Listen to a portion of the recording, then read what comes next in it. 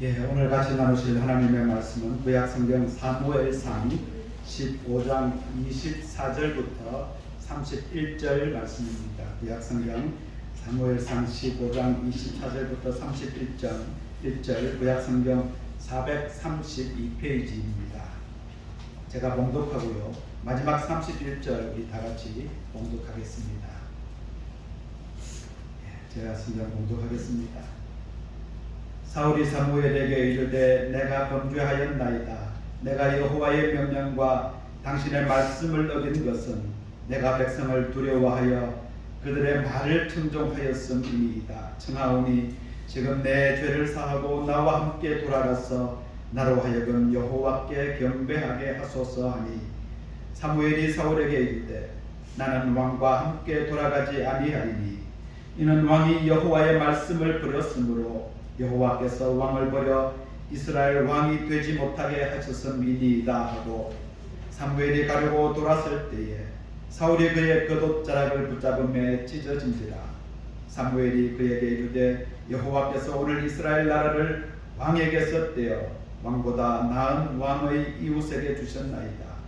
이스라엘의 지존자는 거짓이나 변개함이 없으시니 그는 사람이 아니심으로 결코 변개하지 않으심이니이다 하니 사울이 이르되 내가 범죄하였을지라도 이제 청하옵나니 내 백성의 장로들 앞과 이스라엘 앞에서 나를 높이사 나와 함께 돌아가서 내가 당신의 하나님 여호와께 경배하게 하소서 하더라. 같이 읽겠습니다.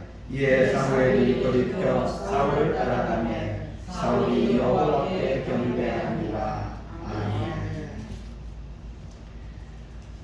여러분, 습관화라는 말이 있지 않습니까? 습관화, 운동의 습관화 그런 말도 있고요. 또 독서의 습관화, 안전벨트의 습관화 이런 말이 있지 않습니까?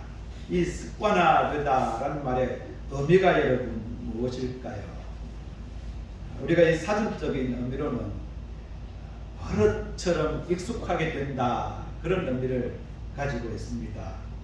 그런데 이 습관화라는 말이 구체적으로 우리에게 어떻게 다가올까 그런 생각을 한번 해보면 좋겠습니다.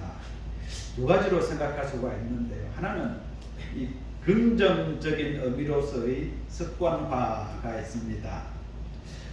꼭 해야 하는 일이 있는데 항상 해야 하는 일인데 이게 습관화가 되지 않아서 자꾸 놓쳐버리지 않습니까? 잊어버리고 또 그래서 낭패를 당하는 일이 있습니다. 그래서 한 번, 두 번 이렇게 자꾸 이제 규칙적으로 하다 보면 그게 이제 몸에 붙어서 이제 습관이 되는 것입니다. 우리 그리스도인의 삶과 관련하여서는요, 기도의 습관화 있지 않습니까? 꾸준하게 기도하는 기도의 습관화가 있고요. 또 말씀 묵상의 습관화, 큐티의 습관화 그런 것도 있습니다. 우리가 좀 하기 싫더라도 꾸준히 하다 보면 그것이 이제 몸에 배이는 겁니다. 그리고 또 전도의 습관화도 있죠. 예수 믿지 않는 사람들 보면 주님께로 인도해야 되겠다 그런 마음들이 들도록 우리가 주님의 복음을 전도하다 보면요, 그것이 어느새 우리 몸에 배게 되지 않습니까? 이것이 긍정적인 의미의 습관화입니다. 그런데 이 습관화라는 말이 부정적으로 들릴 때도 있습니다. 이 형식화라는 의미와 결합하면 이 습관화가 부정적인 의미가 되지 않습니까? 정신을 바짝 차리고 집중해야 함에도 불구하고 그냥 아무런 생각 없이 요즘 젊은이들이 말하는 영혼 없이 그렇게 하는 습관화, 부정적인 습관화가 있습니다. 어떤 것이 구체적으로 있을까요? 여러분, 이 세상에서 가장 큰 바다가 무엇일까요? 사랑해입니다. 죄송합니다. 썰렁하시죠?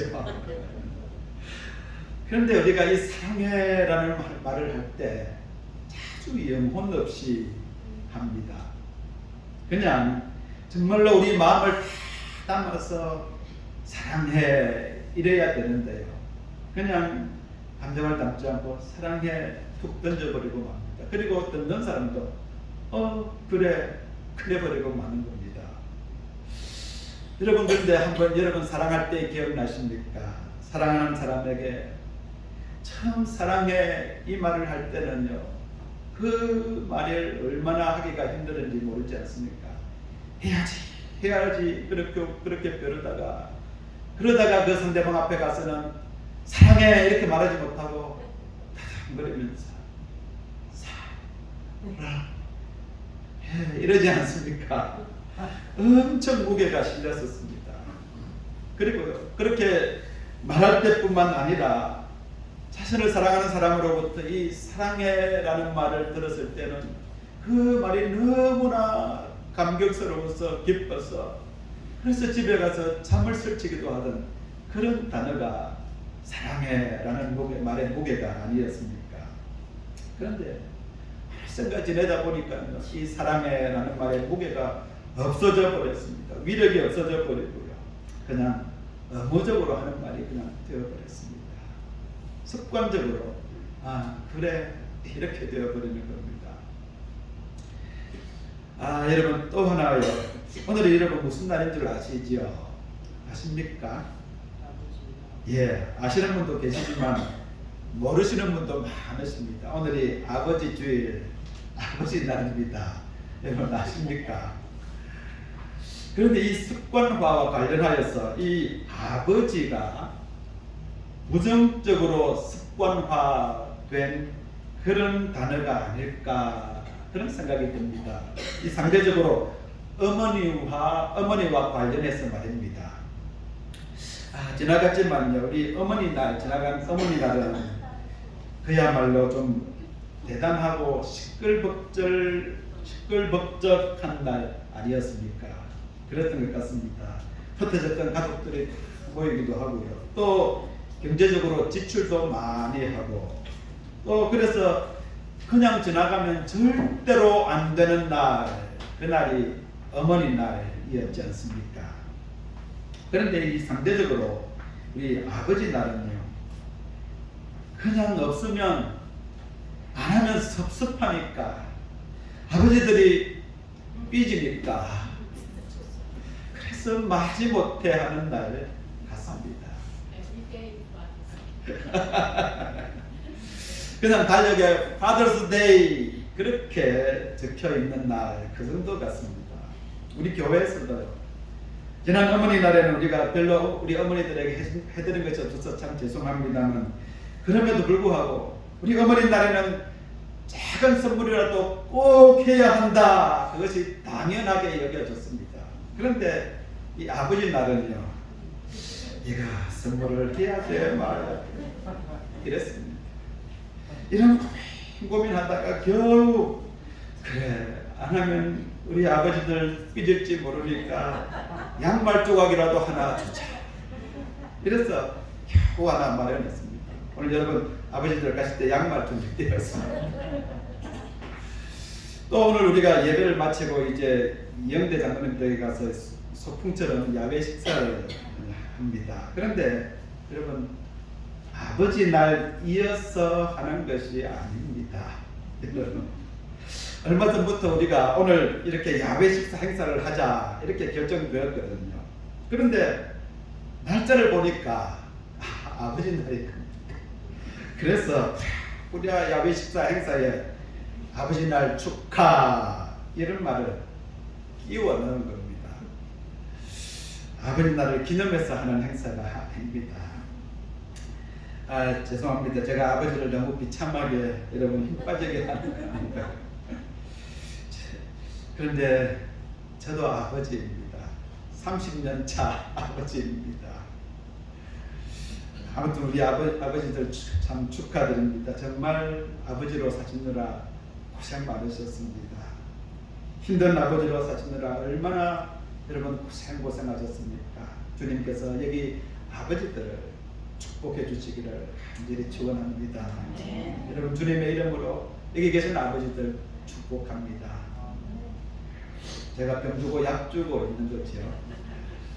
이제 본론으로 다시 돌아왔어요. 이처럼 이 습관화라는 것이 때로는 좋은 것이고 긍정적인 것이지만 또 때로는 부정적인 습관화도 있습니다.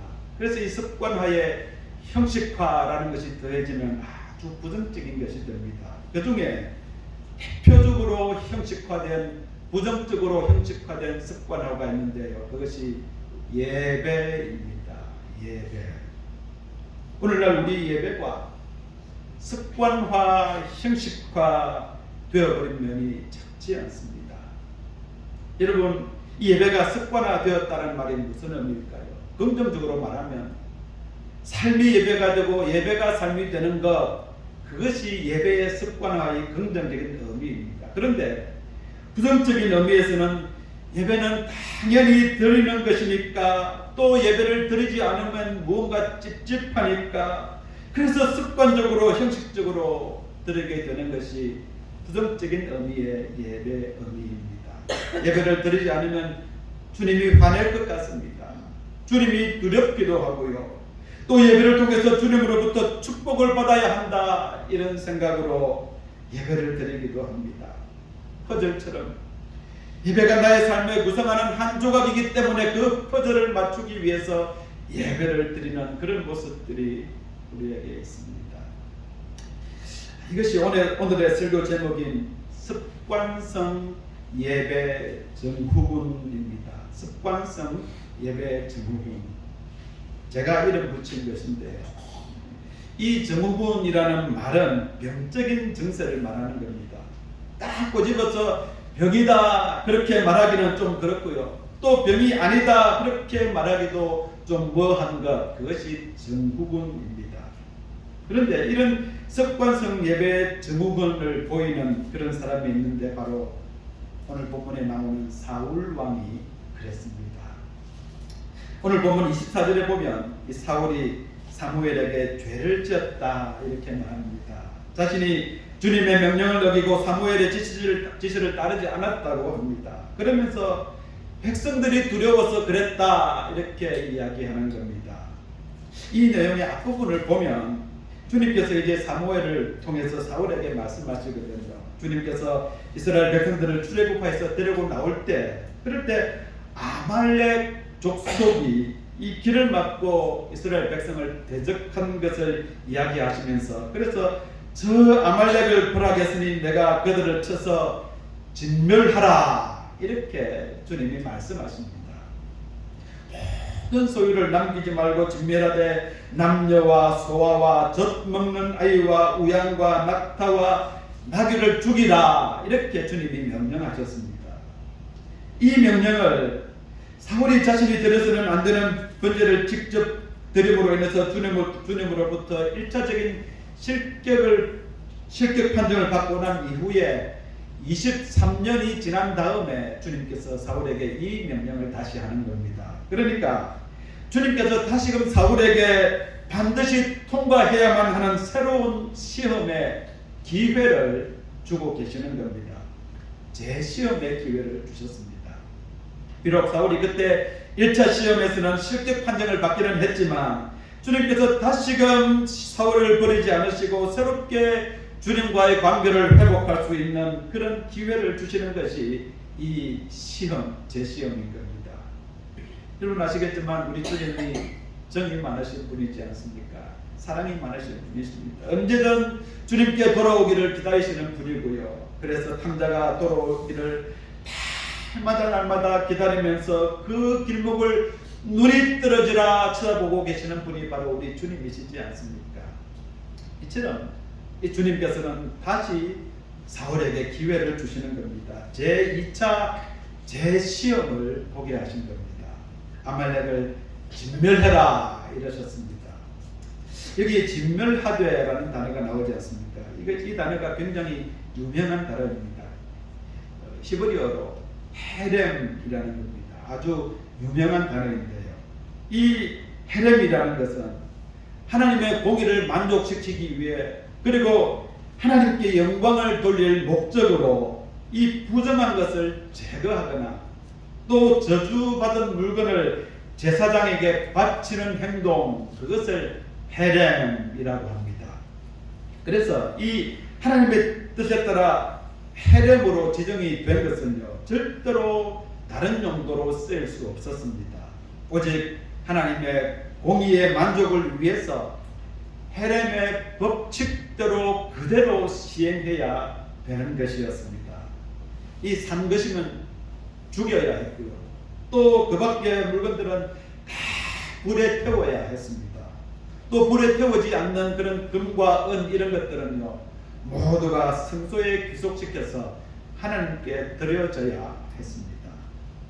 그래서 이 진멸하는 헤렘은 단순히 정치적이고 또 군사적인 의미가 아니라 영적이고 종교적인 행위, 그것이 헤렘이었습니다. 그래서 이 사울은 이에 따라 반드시 그대로 행해야 하는 주님의 제시험인 2차 시험이 이제 주어진 겁니다. 헤렘의 시험이 주어졌습니다. 주님께서 온전히 내가 순종하는지 아닌지 그것을 판단하기 위해서 내가 자기 판단과 생각과 욕심대로 하는지 안 하는지 내가 그것을 한번 보겠다, 그러면서 내신 2차 시험이었습니다. 그런데 사울이 여러분 안타깝게도 두 번째 시험에도 실패해버리고 맙니다. 아말렉을 쳐서 멸했는데요. 그런데 아말렉 왕 아각을 죽이지 않고 그냥 사로잡아 오는 겁니다. 또 그리고 사울과 그 군인들은 양떼와 소떼 중에서 가장 좋은 것들만, 가장 기름진 것들만 남겨두고요, 가치 없고 하찮은 것들만 골라서 그냥 진멸해버리고 말았습니다. 여러분, 주님께서 가만히 계셨겠습니까? 사무엘에게 주님께서 말씀하십니다. 11절에 보면요, 내가 사울을 왕으로 세운 것을 후회하노니 그가 돌이켜서 나를 따르지 아니하며 내 명령을 행하지 아니하였음이니라, 이렇습니다. 이렇게 말씀하시는 우리 주님의 마음이 얼마나 크셨을까, 그런 생각이 듭니다. 사무엘도 크게 근심이 되고 걱정이 되어서 밤새도록 울면서 기도합니다. 그리고 사무엘이 이제 사울을 찾아가는 겁니다. 그런데 아무것도 모르는 이 사울은 지금 신이 나 있습니다. 자신의 전쟁에서 승리하였다 그러면서 승전 기념비를 세우고요, 또 사무엘을 만나자 의기양양해하면서 이렇게 말합니다. 여호와께 복을 받으소서. 내가 여호와의 명령을 행하였나이다. 자신이 주님께서 명령하신 대로 잘 수행하고 돌아왔다는 겁니다. 여러분, 사무엘의 기가 막히지 않았겠습니까? 이게 뭐야? 이러면서 벙 쪄지 않았겠습니까? 시험에 떨어졌는데도 자신이 시험을 잘 쳐서 우수한 성적으로 합격한 것처럼 들떠있는 그런 모습을 보이는 겁니다. 그러자 사무엘이 이렇게 말합니다. 내 귀에 들려오는 저 양떼와 소떼의 울음소리는 무엇이요?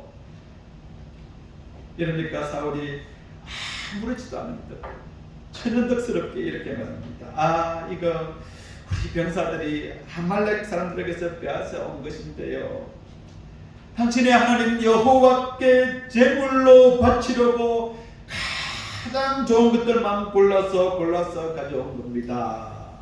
그 나머지는 우리가 다 쳐 죽였습니다, 이러는 겁니다. 여러분, 참 안타까운 모습입니다. 사무엘이 정색을 하면서 사울을 꾸짖습니다. 주님께서 하나도 남김없이 다 진멸하라고 하셨는데 그 말씀을 듣지 않고 탈취하기만 급급하여 주님 보시기에 악을 저질렀느냐, 그렇게 말하는 겁니다. 그럼에도 사울은 굽히지 않고 당당하게 말합니다. 자신은 분명히 주님의 명령에 복종하여 명령하신 대로 싸웠고 또 죽였고 왕을 사로잡아 왔다, 이렇게 말합니다. 다만 당신의 하나님 여호와께 제사하려고, 당신의 하나님께 제사하려고 양과 소를 들고 왔다, 이렇게 말하는 겁니다. 예배 드리는데 쓰기 위해서 가져왔다는 겁니다. 여러분, 주님의 마음을 몰라도 너무나 모르는 이 사울의 모습을 보고 있습니다.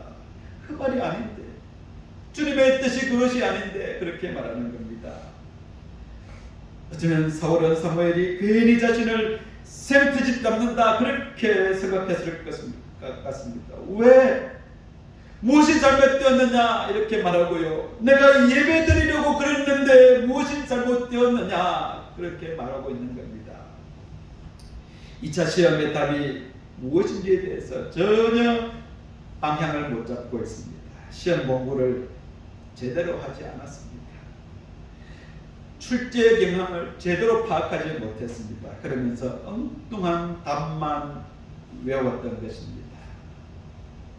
시험 치는 사람이 자신이 공부한 것에서 왜 시험 문제가 나오지 않았느냐 이렇게 항변하는 것 같습니다. 왜 내가 공부한 것 중에서 시험 문제를 내지 않았어 이러는 것 같습니다. 제가 이 부분을 보면서요, 제 딸이 생각이 났습니다. 제 딸 흉을 좀 보아야겠습니다. 좀 오래된 이야기이기는 합니다. 제 딸이 DMV에 가서 이제 운전면허를 따려고 도로 주행 시험을 하고 있었습니다. 그래서 교차로를 막 통과하려고 하는데요, 갑자기 사이렌 소리가 울리면서 소방차가 지나갔다는 겁니다. 그러자 우리 딸이 갑자기 당황했습니다. 그런 상황을 몰랐거든요. 그런 상황에 어떻게 해야 되는지를 몰랐습니다.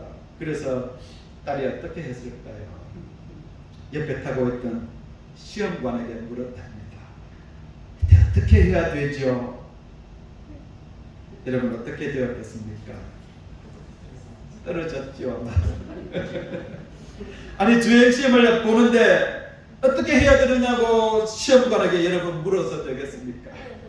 시험을 치는데 감독관에게 이 문제의 답 모르겠으니까 답 좀 가르쳐 달라 그러는 것 아닙니까? 여러분 사울이 주님의 2차 재시험의 출제 경향을 몰랐던 겁니다. 주님의 시험의 정답이 무엇인지 미리 공부하지 않았습니다. 그냥 자신 생각대로 해버리고는 잘 쳤다 이렇게 생각한 겁니다. 성전벽까지 세우면서 말입니다. 여러분 이런 경우 있지 않으십니까? 학교 다닐 때 시험을 쳤는데 제 딸에는 아주 잘 친 것 같습니다. 그래서 내가 이번에 우등상 받는 것 아니야 이래 자신만만해합니다. 그런데 실제로 점수는 영 딴판이고요. 시험 점수 나온 거 보니까 완전히 시험을 망친 경우, 여러분 그런 경우 있지 않으셨습니까? 지금 사울의 모습이 이런 것입니다. 나이가 없어진 사무엘이 이렇게 말합니다. 여호와께서 번제와 다른 제사를 그의 목소리를 청종하는 것을 좋아하신 같이 좋아하시겠나이까? 순종이 제사보다 낫고 듣는 것이 숫양의 기름보다 나으니, 주님께 순종하는 것이 제사보다 낫고 주님의 말씀을 온전히 따르는 것이 숫양의 기름보다 낫다. 이것이 시험 문제의 정답이야 이렇게 말하는 겁니다. 그러면서 사무엘이 왕이 여호와의 말씀을 버렸으므로 여호와께서도 왕을 버려 왕이 되지 못하게 하셨나이다 이렇게 말하면서 2차 재시험에도 낙방했다 그렇게 이야기하고 있습니다. 또다시 사울이 주님으로부터 실격 판정을 받았습니다. 그제서야 사울이 저를 인정하고요, 내가 범죄하였나이다 그럽니다. 그런데 또 거기에 또 변명합니다. 백성들이 두려워서 그들이 하자는 대로 했을 뿐입니다 이러면서 변명하고 있는 겁니다. 그러면서 25절에 이렇게 말합니다. 사울의 습관성 예배 증후군이 25절에 나옵니다. 여러분 같이 한번 읽어보실까요? 시작. 나오니 지금 내 죄를 함께 돌아가서 나로 하여금 여호와께 경배하게 하소서. 자신의 죄를 용서해주고 제발 자신과 함께 주님의 성전으로 가서 예배를 드립시다 이렇게 이야기하는 겁니다. 진정으로 주님 앞에 회개하고 자복하는 그런 모습을 보이지 않고요, 오히려 예배를 빙자해서 자신의 입지를 놓지 않으려고 하는 그런 모습을 보이고 있습니다. 30절에 보면 사울이 또다시 이렇게 말하는 것이 나옵니다. 내가 범죄하였을지라도 이제 청하옵나니 내 백성의 장로들 앞과 이스라엘 앞에서 나를 높이사 나와 함께 돌아가서 내가 당신의 하나님 여호와께 경배하게 하소서 그럽니다. 한마디로 말하면 예배를 통해서 자신의 체면을 세워달라 이렇게 말하는 겁니다. 백성들과 장로들 앞에서 자신과 사무엘이 함께 주님의 성전에서 예배드리는 모습을 보임으로써 왕인 자신의 체면을 좀 세워주십시오, 이렇게 이야기하고 있는 모습입니다. 자신이 주님의 제시험에 떨어졌음에도 백성들 앞에서는 합격한 것처럼 보이게 해달라, 그렇게 말하고 있습니다. 전형적인 습관성 예배 증후군에 걸린 사람입니다. 제사에는 관심이 없고요, 잿밥에만 눈독을 들이는 모습입니다. 내가 이렇게 주님을 경배하며 주님께 예배드리는 사람이다, 이것을 다른 사람에게 보여주기 위한 쇼를 하고 있는 모습입니다. 사울의 이런 모습이 첫 번째 시험에도 나오지 않았습니까? 자신이 드려서는 안 되는 제사를 드림으로 사람들에게 무언가 보여주어야 하겠다는 그 생각 때문에 자신이 직접 제사를 드림으로 1차 실격 판정을 받았습니다. 자신의 불안함과 두려움을 제거하기 위해서 이 제사가 수단에 불과했습니다. 사울은요, 또 보면 주님의 마음을 헤아리지 못하면서도, 그러면서도 율법은 또 잘 지키려고 하는 그런 모습을 보여줍니다. 14장에서 블레셋과 전쟁을 하면서 주님께서 명령하신 것이 아님에도 불구하고 병사들에게 해가 지기 전까지는 아무것도 먹지 못하게 맹세를 시킵니다. 그러면서 이 맹세를 어긴 사람은 저주를 받을 것이다, 그렇게 말하고요. 병사들이 허기가 져서 고기를 핏줄로 먹는 것을 보면서 핏줄로 먹어서 여호와께 범죄하지 말라, 이렇게 말합니다. 또 사울은 자신이 주님께 제단을 쌓고 주님의 뜻을 묻기도 합니다. 또 자신의 아들 요나단이 맹세를 어겼다, 그 이유를 들었어요.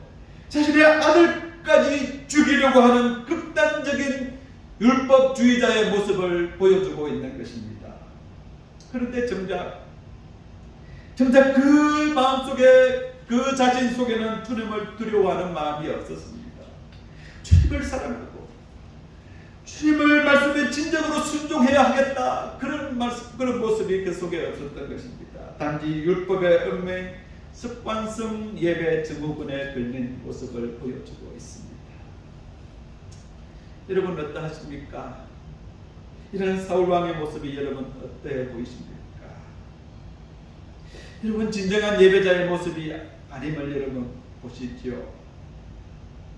진정한 주님의 예배자가 아닌 습관성 예배 증후군을 가진 무림한 주님의 백성인 겉과 속이 다른 그런 종교인의 모습을 보여주고 있는 겁니다. 부정적인 의미에서 습관적이고 형식적인 예배를 드리는 사람의 모습입니다. 여러분, 남의 이야기가 아니고요, 이것을 보면서 우리의 모습을 한번 적용해 보아야 합니다. 나에게 이런 습관성 예배 증후군의 모습이 있는 것은 아닌지 여러분 돌아보셔야 합니다. 껍데기뿐인 예배를 드리고 있는 나의 모습은 아닌지, 예배를 받으시는 주님에 대해서는 별로 관심이 없고 예배를 위한 예배를 드리고 있는 것은 아닌지, 그것을 깊이 한번 생각해 보셔야 합니다. 사울처럼 단순히 두려움에 벗어나기 위해서 예배당에 오는 것이어서는 안 됩니다. 사울처럼 내가 무언가 사람들에게 보여주어야 하기 때문에 예배의 자리에 나와서는 안 됩니다. 사울처럼 주님을 핑계로 주님의 말씀을 어기면서 세상의 욕심과 목적을 이루기 위해서 예배의 자리에 나와서는 안 됩니다. 사울처럼 체면을 세우기 위해, 사람들에게 위신을 잃지 않기 위해 예배의 자리에 나와서는 안 됩니다.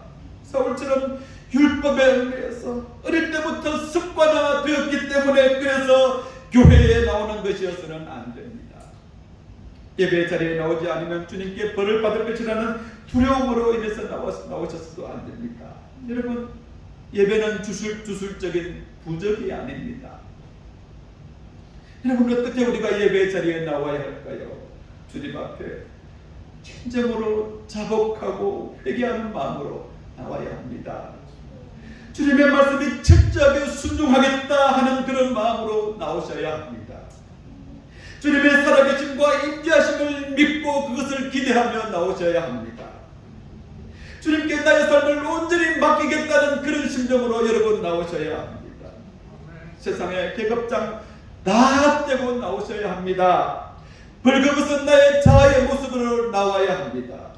겸손한 모습으로 자신의 고집을 버리고 주님 앞에 나와야 합니다. 오늘날 우리 교회 예배의 모습을 보면요, 교회가 어쩌면 사교 모임이나 친목단체와 같은 그런 성격이 되어간다, 그런 생각이 자주 들기도 합니다. 주님께 온전한 모습으로 최선을 다해서 예배를 드리는 것이 아니라 그냥 예배는 형식적으로 습관적으로 되어버리고요, 그 위에 다른 것이 더 있어야 한다, 이런 생각을 합니다. 교회가 재미가 있어서 그래서 사람들이 교회에 올 수 있도록 해야 한다, 그렇게 생각합니다. 그런데 여러분, 우리 교회는, 주님의 교회는 친목회 사교 모임이 아닙니다. 다시 한번 말씀드리지만요, 우리 주님의 교회는 사교 모임도 아니고 친목회 동호회 모임도 아닙니다. 여러분, 분명히 우리가 알아야 하는 것은 교회는 주님의 임재하심이 있어야 되고 주님이 주인이 되는 곳이어야 합니다. 주님을 진정으로 두려워하는 사람들이 모이는 곳이고 주님을 기대하며 예배하는 곳이 주님의 교회입니다.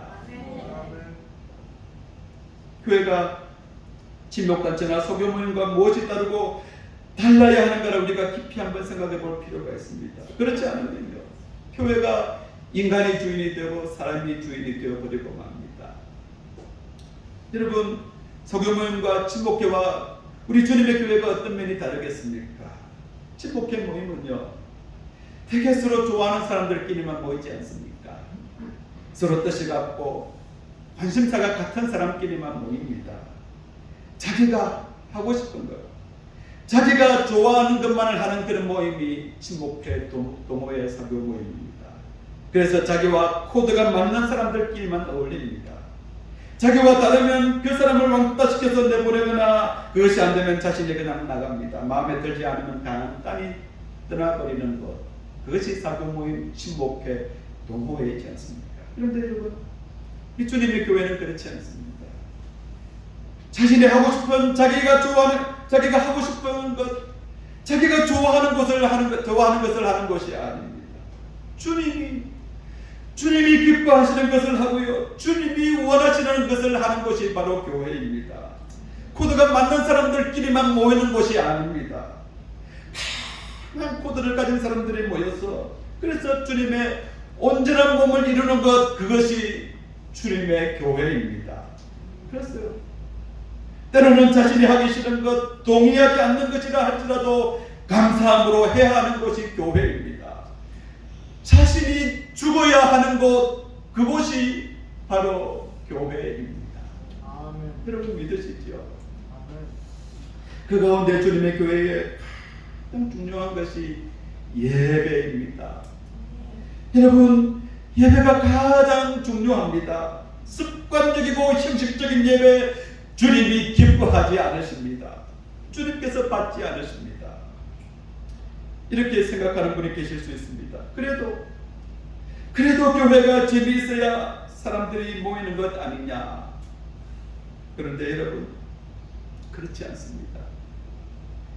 교회에 단순히 재미를 가지고 오는 이들이 교회에서 떠나야, 그래야 진정으로 예배를 사모하는 이들이 교회에 모이게 됩니다.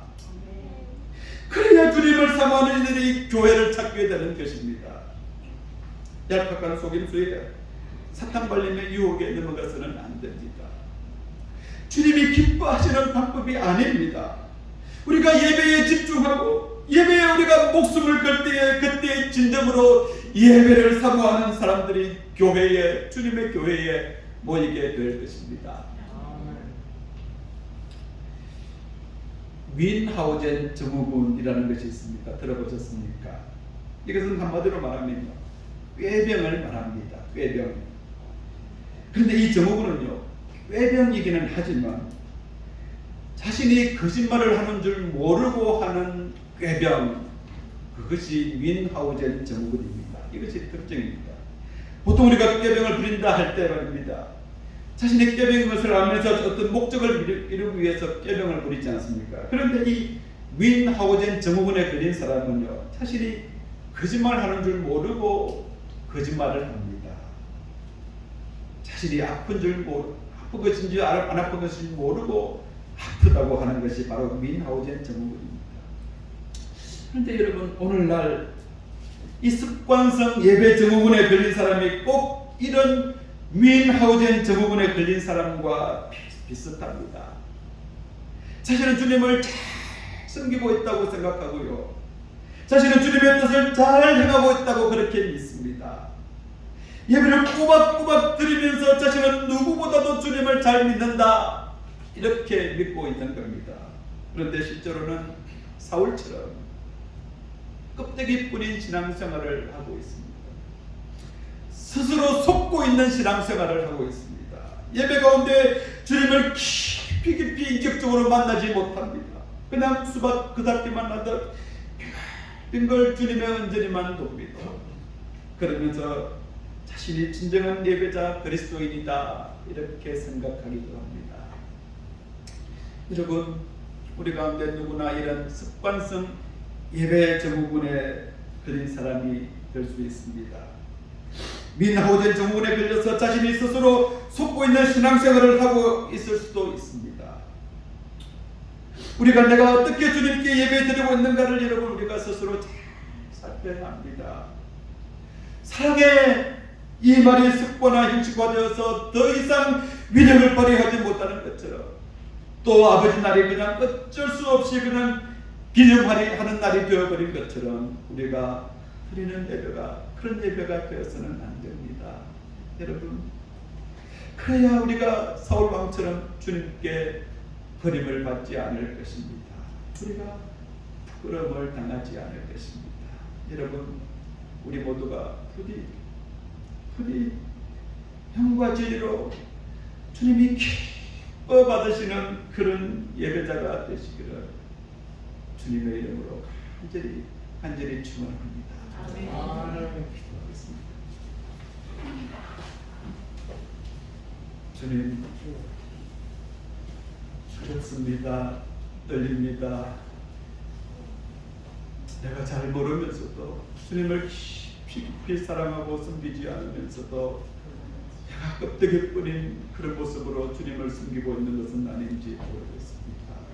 예배를 드리면서도 그 속에 주님을 사모하지 않고 그러면서 예배를 드리고 있는 부끄러운 모습인 것은 아닌지 모르겠습니다. 주님, 우리를 깨우쳐 주시옵소서. 주님, 우리를 깨우쳐 주셔서 온전하게 주님을 드리고 주님께 예배드리고 주님을 높여드리고 주님이 우리에게 말씀하신 것을 순종하며 따라가는 그런 예배자의 모습 우리가 되게 하여 주시옵소서. 우리의 모든 성도님들이 그런 진정한 주님의 예배자가 되게 하여 주시옵소서. 예수님 이름으로 간절히 기도드립니다.